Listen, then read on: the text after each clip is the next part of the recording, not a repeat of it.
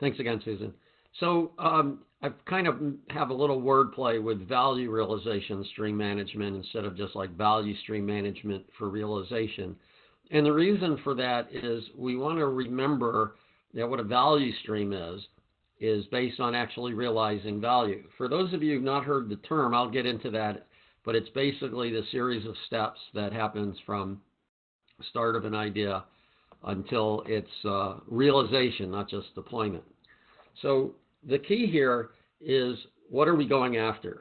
And I want to talk a couple minutes about business agility. So Agile has been focused more on the teams in many ways, but business agility means we're getting Agile at the enterprise, or maybe not the entire enterprise, but from the value stream, from the start to the end. So it focuses on the value realized by having the business identify, prioritize, and sequence the work to be done and allocate it appropriately to the development teams. And it's worth unwinding this a little bit. Value realized means we're not focusing on the development team getting it delivered. It's actually getting the customer, whether they're internal or external, using it. And we have to identify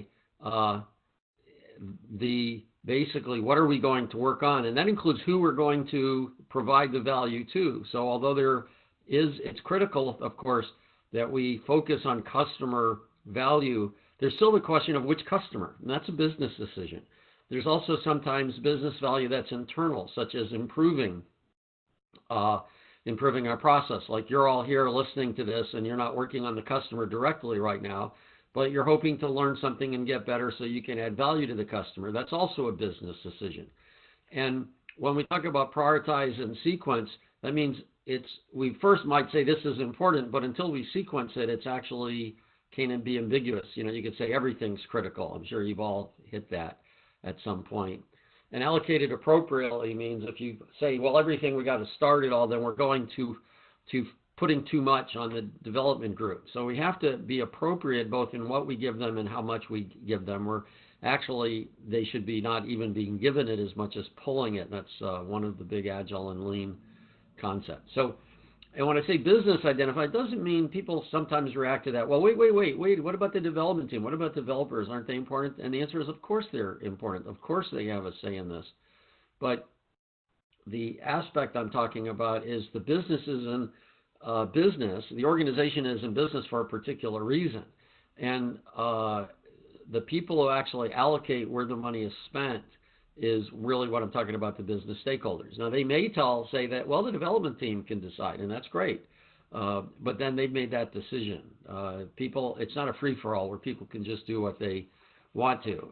Even when Google has where people try out things, and that's been allocated by the company to say, this is worth spending our time on. Okay. It's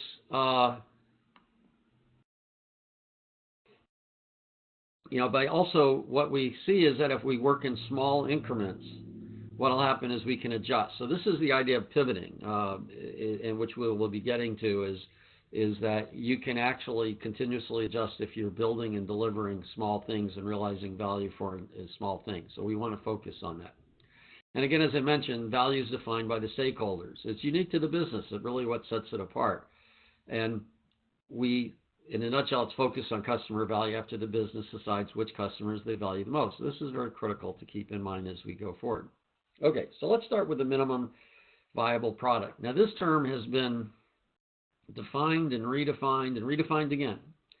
So I'm going to say what I'm referring to is the original definition, and was actually not what it is well known for now, which is Eric Ries. The original definition was consistent with what actually Denny and Cleland Wang in Software by Numbers called the minimum marketable feature. And I apologize to forget who actually came up with the original definition.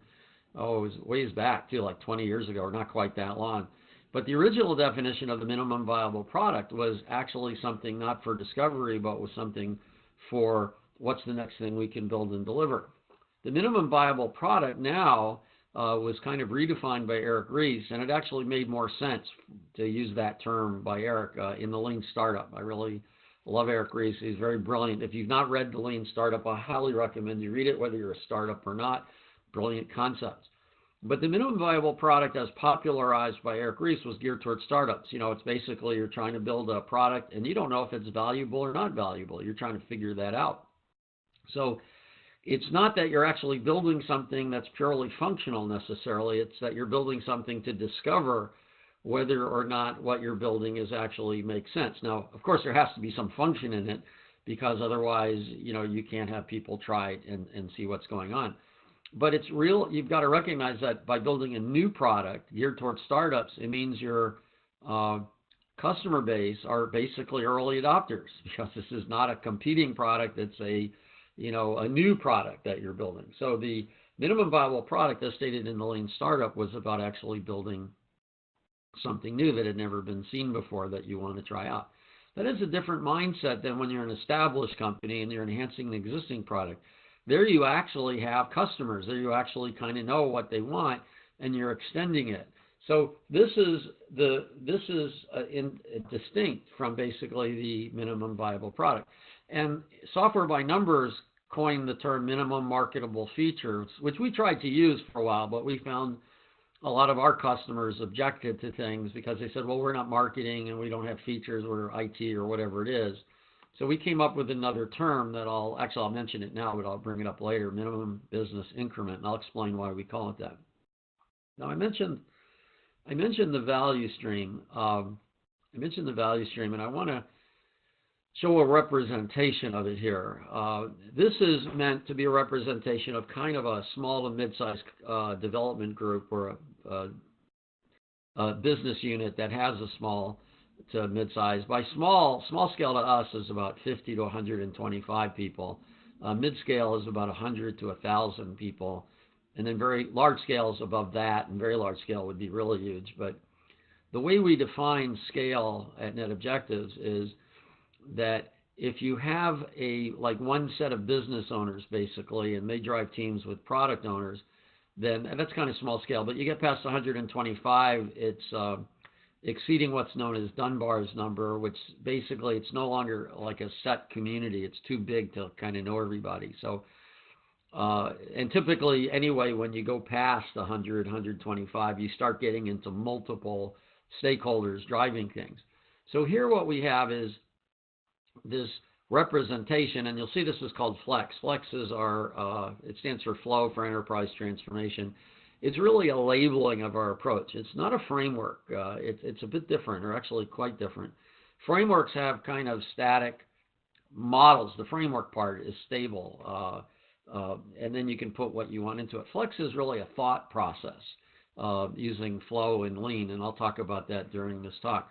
But this is kind of what the value stream of, you could say, an ideal organization would be, or close to it. Up in the top where it says strategic planning and lean portfolio management, this is where your stakeholders, including technology stakeholders, get together, and you might have other stakeholders, and they figure out what are the objectives and key results that we want to get.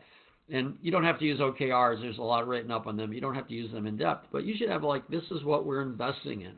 Like a financial company might be investing in retaining assets, keeping customers, improving customer experience, being compliant with government regulations, things of that nature. Then what are our strategies that result from that? What are the initiatives we're going to do? And then what is the business increments? What are the chunks of value we're going to deliver? And then the bottom represents, okay, we're giving it to a group. In this case, I'm representing 3 teams, but it could be any number. It could be 1 team, could be 10 teams. But now these are driven as they're probably taking mostly 1 business increment and working on it. You'll see that the other 4 I've got kind of copied is recognizing that in any organization past 3 or 4 teams, you probably have multiple stakeholders driving different groups of people. If you've got a bunch of stakeholders driving this huge group of 100 people and there's no structure or no set value stream, that's a real problem actually. And you could use this diagram if you see the difference between it and how you are, that's actually one way we do our assessments, and something you could do as well. So what we've got is stuff comes into the business. It then gets refined by the product managers to create a backlog for the different teams. You can see how there's kind of